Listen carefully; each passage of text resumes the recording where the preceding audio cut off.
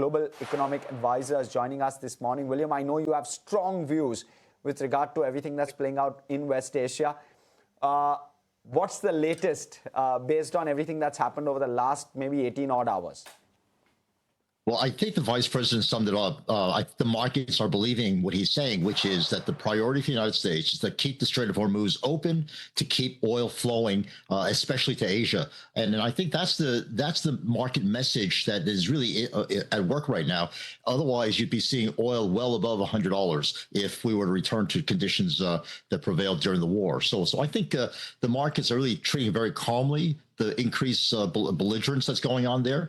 But I think it's controlled belligerence and controlled fighting, and it's not going to spread to the point of causing another supply shock for the world, and especially for Asia.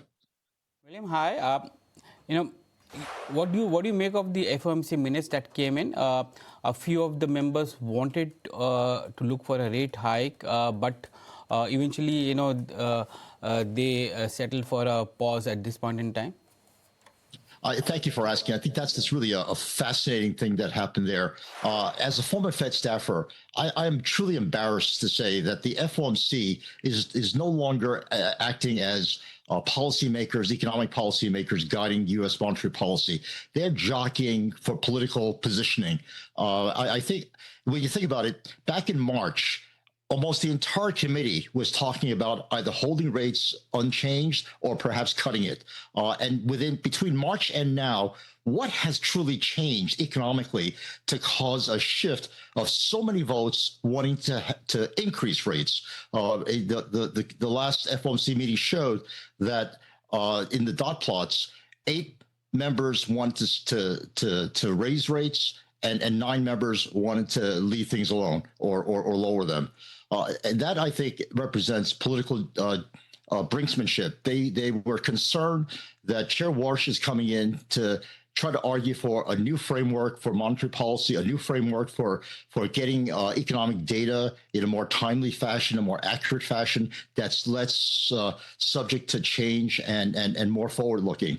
That kind of framework change and methodology change is something that I think is going to cause a lot of the inflation hawks to lose their positions if, in fact, these new changes were put in place. So right now, what you found was a lot of jockeying within the committee on Chair Warsh's first meeting to let him know that he's going to have to do a very strong job of convincing them to change ways. And I think that kind of political jockeying is embarrassing to see as a former Fed member, because the committee should be looking at current data as best they can and trying to determine what's the best policy, not what the strongest political position is to have on the committee in order to have, as Chair Warsh calls, a family fight.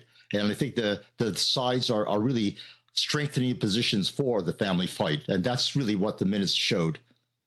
Right. William, just wondering how the investor behavior is going to pan out and whether we're going to have risk off as a sentiment come to the fore at all or no. As far as the Fed's concerned, I think the markets are saying right now we're going to let them handle the internal bickering, the markets have really ignored the impact of the minutes and really are ignoring the possibility of rate increases, because everybody knows nobody in his right mind, no economist in his right mind would say raise rates in the face of supply shocks, raise rates in face of declining inflation expectations as measured in financial markets. The break-evens have actually dropped over the last month. And I think the market right now is looking much more toward things that matter, which is the earnings season. And the earnings season is telling them that earnings are coming in strong. And the AI trade itself is being restructured and restructured in a way that means perhaps much more localized computing, which means the infrastructure spending will not go down, but they may shift in composition away from the big data centers and more toward localized computing centers. William, you're seeing inching up of the 30-year yield and the 10-year yield, all factoring in a rate hike.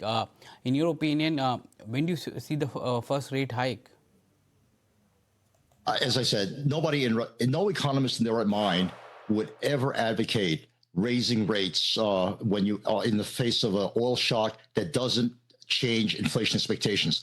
Now, when you say that rates have gone up, it's the short-term rates that are taking more seriously than I think they should. The machinations and the rhetoric of the inflation hawks on the committee.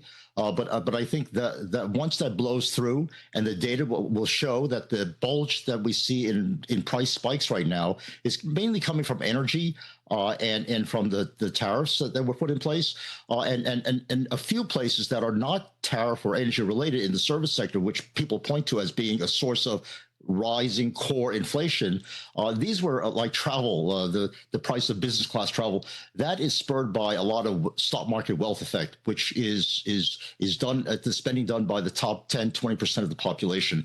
Most of the U.S. population right now is finding it very hard to find jobs. They're really having to take on multiple jobs. The jobs that are being created in the labor market are in the service sectors that are the lowest paying parts of the service sector, like hospitality and leisure and healthcare, the social work portions of healthcare. So I think the U.S. economy is not in that strong a shape that it could take a hike. And the most reasonable thing to think is once the committees report in and the studies are done that Chair Warsh wants done for the new framework for monetary policy, the new economic data regimes, I think that will show that the likely next move on interest rates is probably going to be a cut. Right. William, great to have you on the show today. Thanks as always for your insight. Thanks for having me.